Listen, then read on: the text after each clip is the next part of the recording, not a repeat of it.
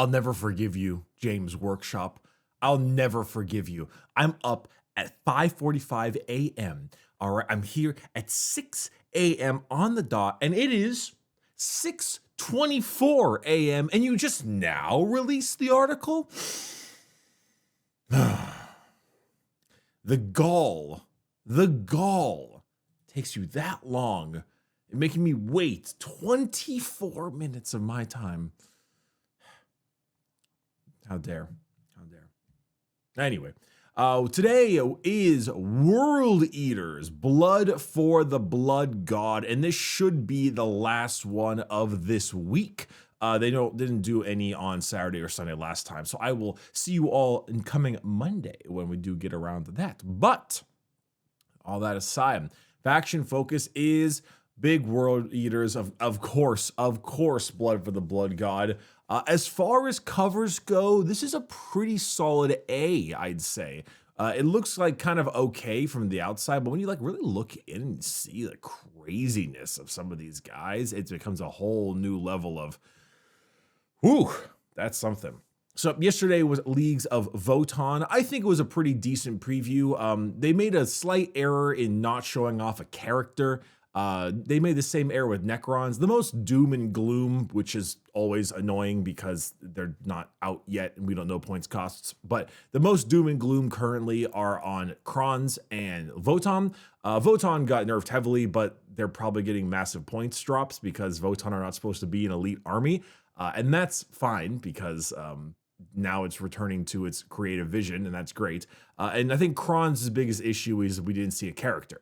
And we didn't see a call or something for Votann. So without seeing those benefits and buffs, you can't really have a great view on what your troops will be like and how they'll play. But we'll see how it turns out, because hopefully we'll get a character here, maybe Angron or Lord Invocatus, and that'll give us a bit more of a good look. Angron was already kind of prepped for 10th edition because he has the pick one of 3 options. So we'll see how it goes. Okay, the Blood God's Chosen. You even got some cool lighting with a big man Angron right there. I'm going to assume our faction rules are Blood Tithe. Oh no, Blessings of Khorne. Okay.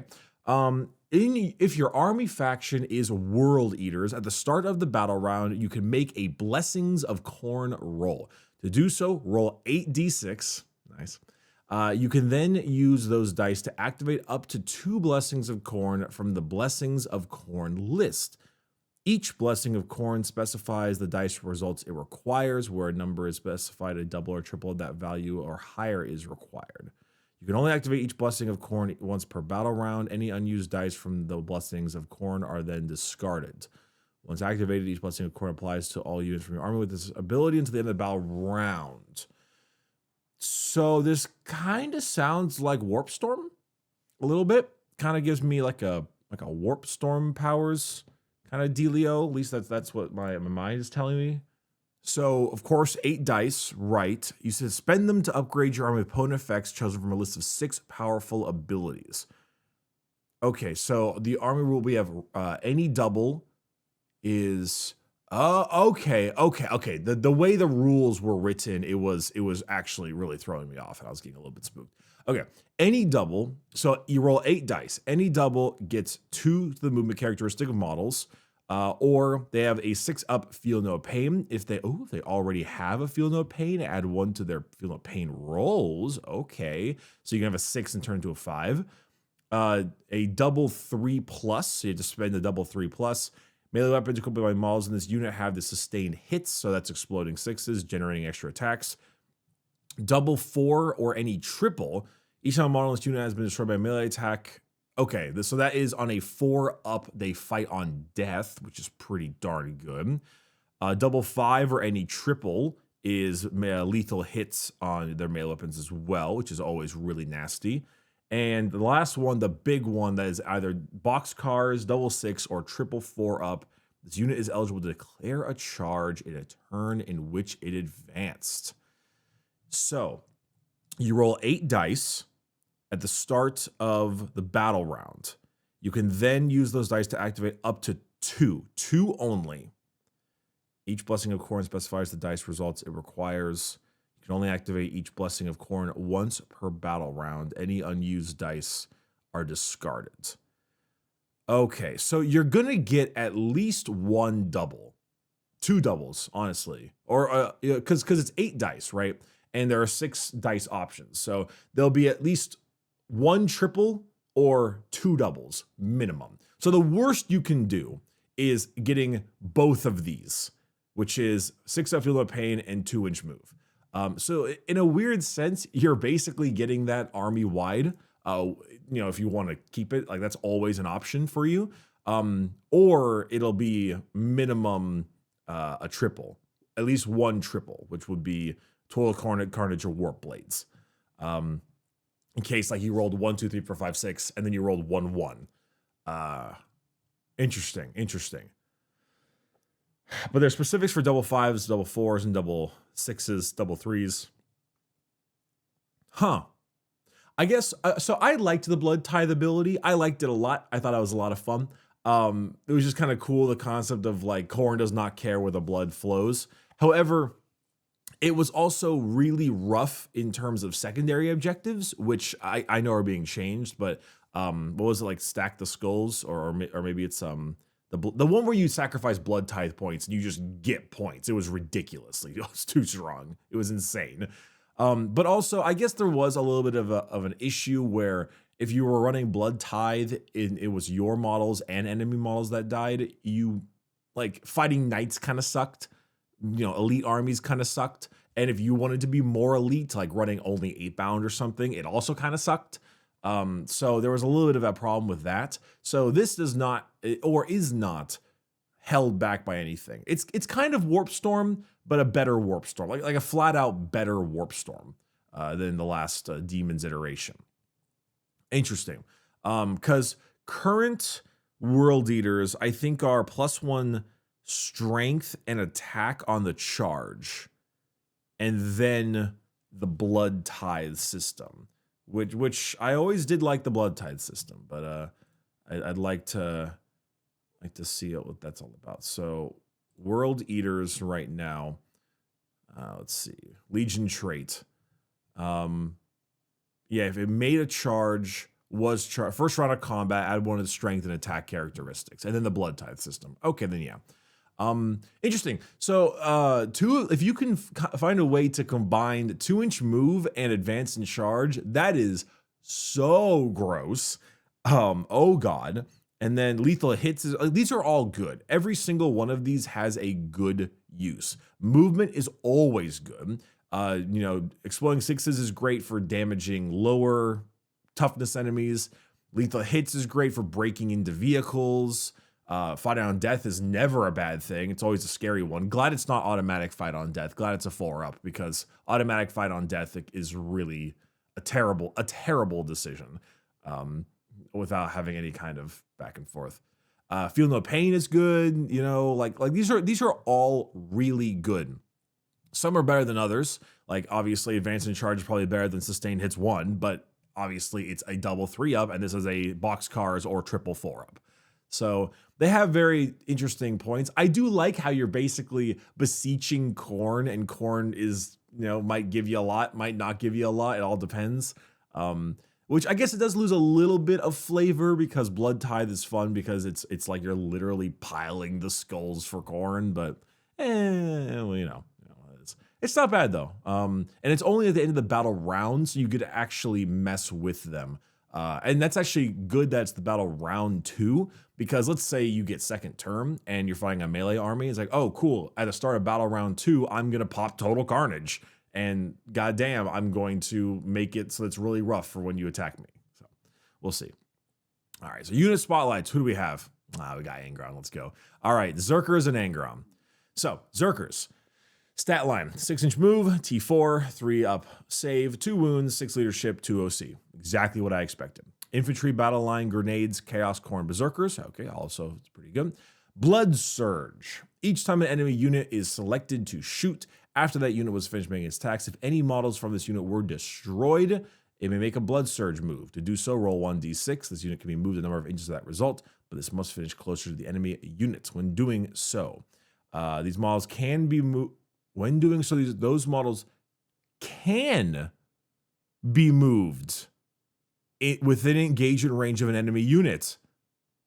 Oh, God. A unit cannot make a blood surge move while it is battle shocked. Okay. Could they do that before? No. This unit cannot end move within engagement range of enemy units. But this one, when doing so, those models can be moved within engagement range of an enemy unit. Oh, God. Oh, no. Oh, no. Okay, so slight nerf to it, which is battle shocked means you can't do it. I like that. Gives leadership use again. I always love when they find a way to actually make your leadership useful. Engaged in range of an enemy unit, though. Wow, that is something. Woo, boy. Okay, that can. I mean, it's very easily counterable. It's D6 inches every single time you fire at them, and a Zerker squad's going to be between 5 to 10, and so like they have to take casualties to do it. And, you know, they could roll poorly and not actually get that close to that stuff. But it's something to think about. If you're 12-inch range of Zerkers and you want to flamer them or something, you know, just maybe don't do it multiple times. Be careful with it. It's something to think about. War gear abilities. Each time you make a Blessing of Khorne roll, if the bear's unit is within range of objective marker you control, you can re-roll one of the dice.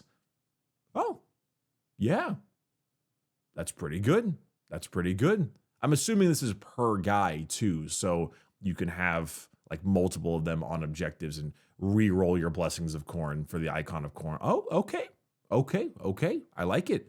That's crazy. You can put them in engagement range. That's hilarious. So Zerker stat line. Zerker Chainblade is 4-5-1-1. And right now, Chainblade is 5-2-1.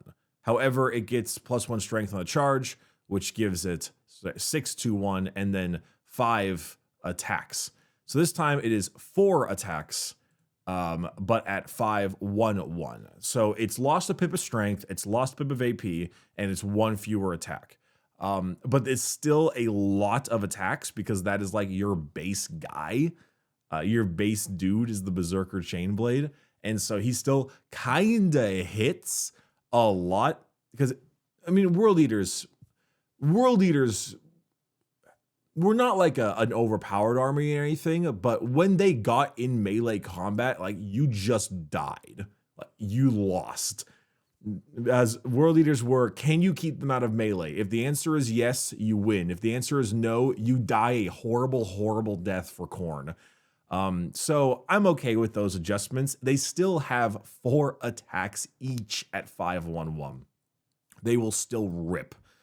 And then the main, what is this? For every 5 models in the unit can be replaced with a Coronate Eviscerator, which is 3 attacks at 8-2-2.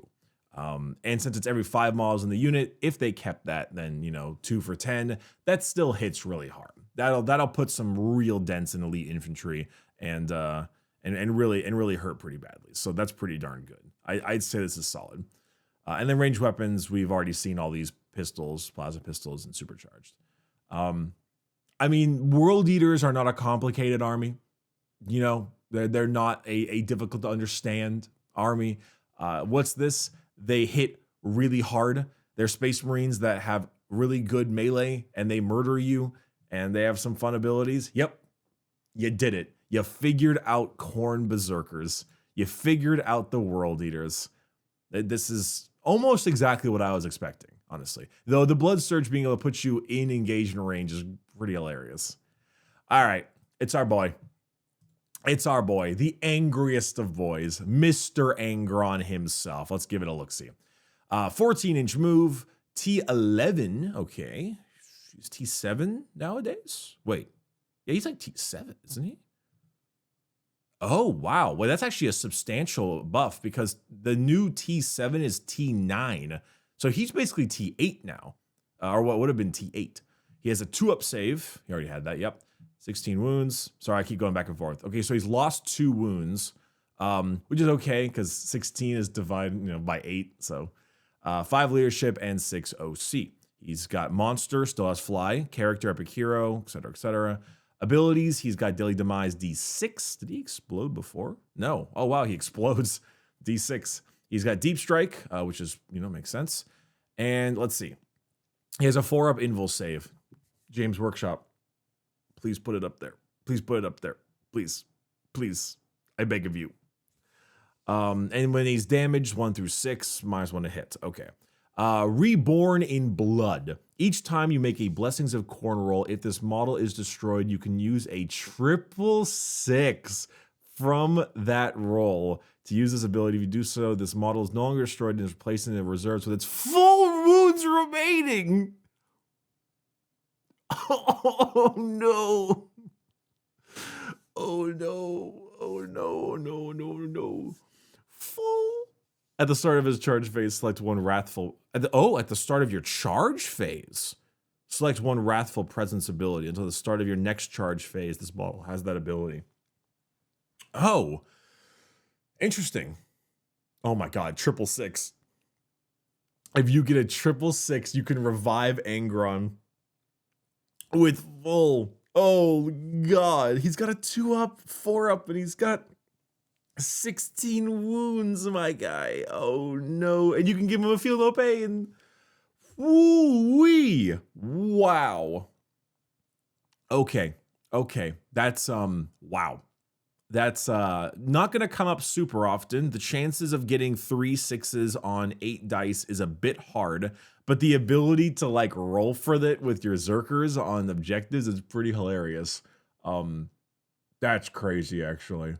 It's just the thought process, right? Just like thinking about it, because it'll cost you some Blessings of Khorne. Don't get me wrong, but whew, full wounds. Okay, wow. Reborn in Blood. Yeah, no shit. So we'll talk about Wrathful Presence and look at his melee weapons. All right, so you pick one of these 3 at the start of your charge phase. Well, a friendly World Eaters model is within 6 inches. Each time a charge roll is made, add 1 to the roll. Okay, so that's pretty good. It includes himself. While a friendly World Eaters unit that is below its starting strength is within 6, add 1 to the attack's characteristic of melee weapons equipped by models in that unit. Purpose is the ability, if the unit has a starting strength of 1, it's considered to be below starting strength if it has last 1 or more of its wounds. So basically, extra attack. 1 extra attack aura if you are damaged in any way. That also includes Angron, of course, if he was hurt. While a friendly World Eaters unit is within 6 inches of this model, each time a model in that unit makes an attack, you can reroll the hit roll. Okay.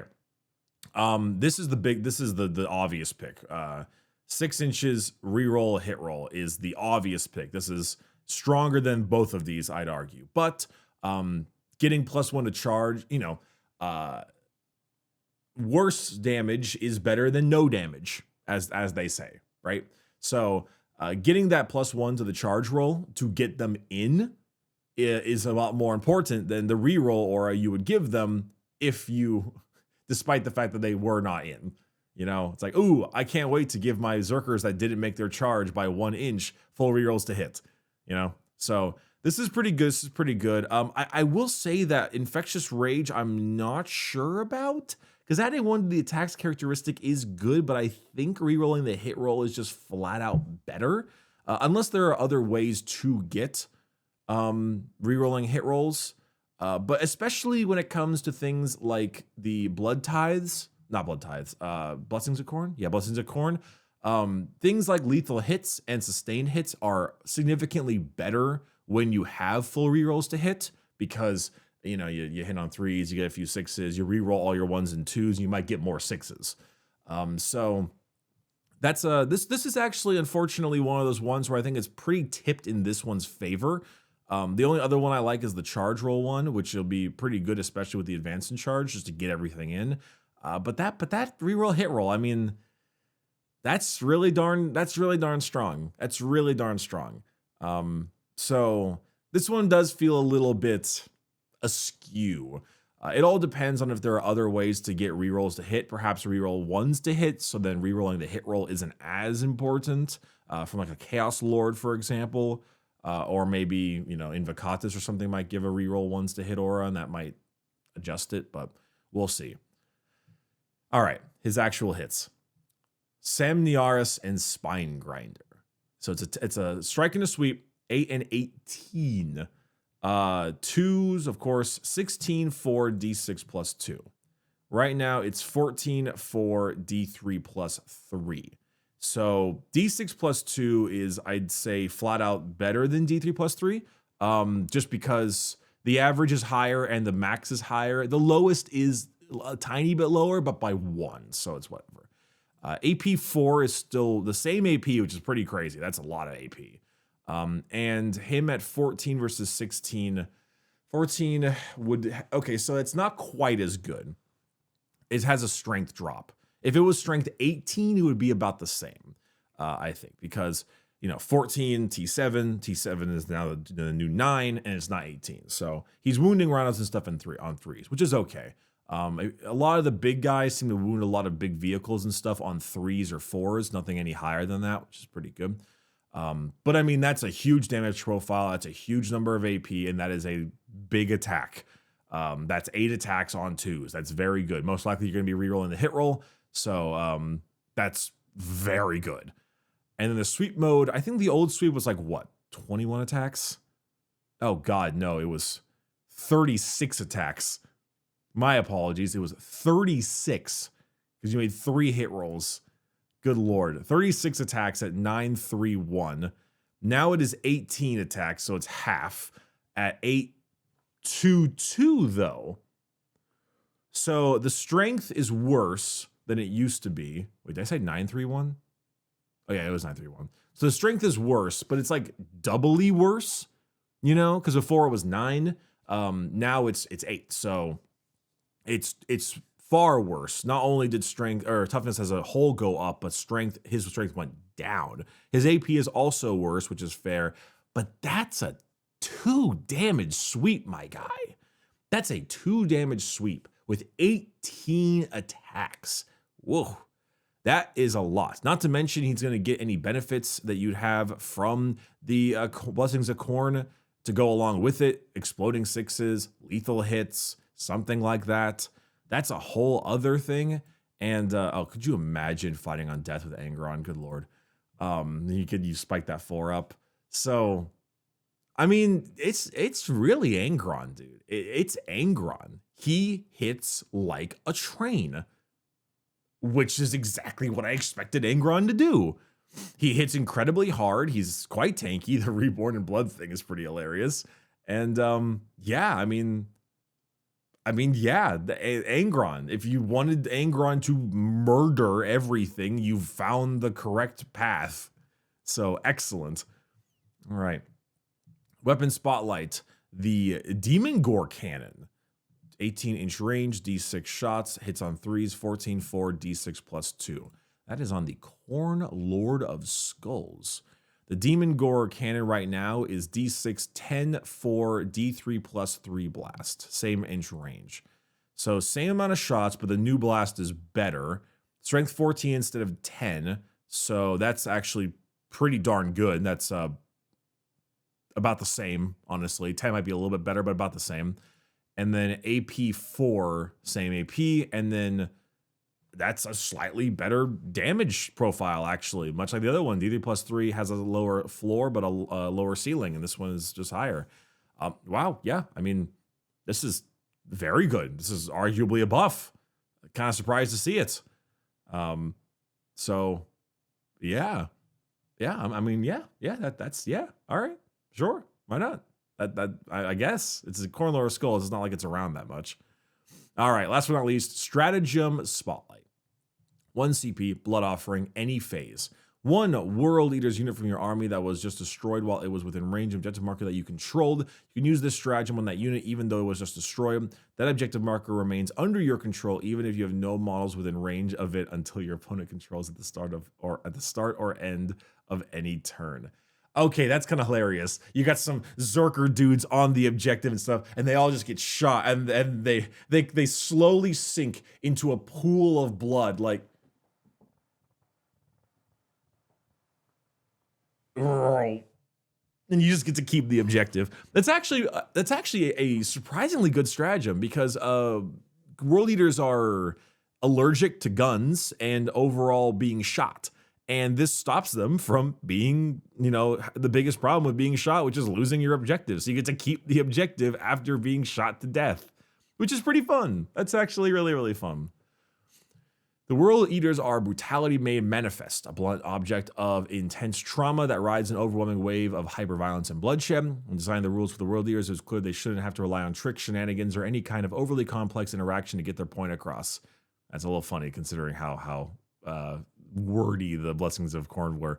They are not subtle or cowardly, and neither are their rules. That's fair. With high strength, attacks, and AP values across the board, every unit hits like a truck with no brakes going downhill. Army Rule Blessings of Khorne allows them to adapt on the move in order to provide just the right type of senseless violence at just the right time. And additionally, perform signature moments such as the potentially gore-fueled resurrection of their unstoppable Primarch, Demon Angron. Very, very nice. Very nice. So Angron, want to learn more about Factions of Warhammer? Check out the new ongoing series. Okay.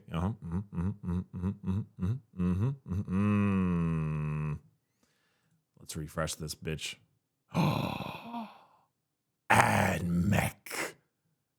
Praise be tomorrow. Let's go. Admech tomorrow. Not tomorrow. Sorry, Monday. Probably Monday. Because it's because they didn't do it on the weekend. This is I don't think I'd imagine many World Eater players being upset with this. They might be upset about the loss of blood tithes. I get that. But this is a less finicky, less opponent-centric thing. If they take an elite army, it kind of sucks and that kind of stuff. This is fun. It gives you lots of choice. We talked about choice a lot. We've talked a lot about choice and the importance of making choice and how that adds to the overall skill ceiling of the game. Obviously, the choices you make are dependent slightly on the 8 dice you roll. However, using the Berzerkers ability, you can try to push that in your favor a little bit, really do your best to grab what you want. They hit really hard. 5-1-1 with 4 attacks is a very hard hitting profile, despite it all what it seems like that will eat through a lot of stuff, especially with the Eviscerator here. Angron hits like an absolute train. The Gore Cannon seems to be buffed, which is crazy, and this is a great stratagem that World Eaters players probably going to be very, very happy to have. I can't imagine that they're overly upset. This looks solid. My only little qualm is the fact that Angron's ability is pretty obviously the reroll, the hit roll one, which is kind of unfortunate, but because you might not always need the charge roll addition when you can just add more to their movement or advance and charge them using their blood tithe stuff or Blessings of Khorne. We'll see. But much like the World Eaters, it's rather simple, and that's all it needs to be. Thanks for watching. I might have a video or something out that's non-Warhammer related this weekend. But I will see you on the next one on Monday. If it's not Monday, you'll see me very soon if I got it wrong for Admech.